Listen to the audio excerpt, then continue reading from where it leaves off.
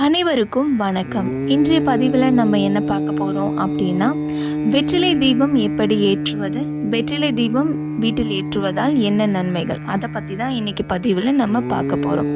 வெற்றிலை தீபம் எப்படி ஏற்றுவது, அதுக்கு முன்னாடி வெற்றிலை தீபம் எந்த தெய்வத்திற்கு நம்ம ஏற்றுவோம் அப்படின்னு பார்த்தீங்கன்னா முருகருக்கு உகந்த நாள் செவ்வாய்க்கிழமை காலையிலையோ இல்லை மாலையிலையோ நீங்கள் வெற்றிலை தீபம் ஏற்றி வந்தீங்கன்னா கண்டிப்பாக நீங்கள் நினைத்ததெல்லாம் கைகூடும். இப்போ எப்படி வெற்றிலை தீபம் ஏற்றுவது அப்படின்றத பார்க்கலாம். 6 வெற்றிலை வாங்கிக்கோங்க. நல்லா சுத்தமாக மஞ்சள் தண்ணியில் கழுவிட்டு காம்பு நீக்கி தனியாக வச்சுக்கோங்க. 6 வெற்றிலையிலும் காம்பு நீக்கி தனியாக வச்சுக்கோங்க. அடுத்து வெற்றிலையில மஞ்சள் குங்குமம் வச்சுக்கோங்க. இப்போ நான் அடுத்து பித்தளை தட்டு எடுத்திருக்கேன்.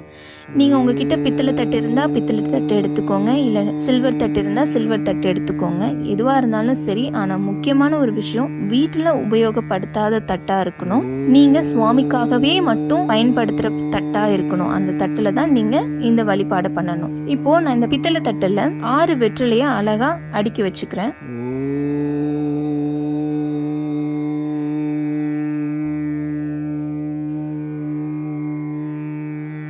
அடுத்ததான் நான் என்ன பண்ண போகிறேன் அப்படின்னா, அகல் விளக்கு நான் எடுத்திருக்கேன். உங்ககிட்ட பித்தளை விளக்கு இருந்தாலும் சரி, எந்த விளக்காக இருந்தாலும் சரி பரவாயில்ல. நான் இப்போ அகல் விளக்கு எடுத்திருக்கேன். அகல் விளக்குல நல்லா மஞ்சள் தடவி மஞ்சள் குங்குமம் வச்சுட்டு நெய் ஊற்றிட்டு பஞ்சு திரி போட்டுக்க போகிறேன்.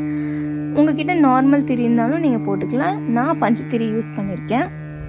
இப்போ அடுத்ததான் நான் என்ன பண்ண போகிறேன் அப்படின்னா, காம்பு நீக்கி வச்சுருக்கேன் இல்லையா, அந்த காம்புகளை எடுத்து இந்த விளக்கில் போட்டுட்டு விளக்கேற்றி சாமி கும்பிட போகிறேன்.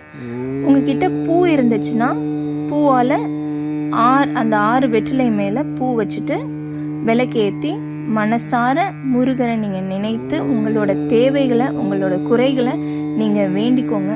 கண்டிப்பாக முருகர் உங்களுக்கு நீங்கள் நினைத்தது எல்லாத்தையும் நடத்தி கொடுப்பவர் தான் முருகர். நீங்கள் நல்ல மனசார நம்பிக்கையோடு வேண்டுங்க. கண்டிப்பாக உங்களுக்கு முருகர் உங்கள் வேண்டுதலை நிறைவேற்றுவார். இத்துடன் என் பதிவை நான் முடித்துக்கொள்கிறேன்.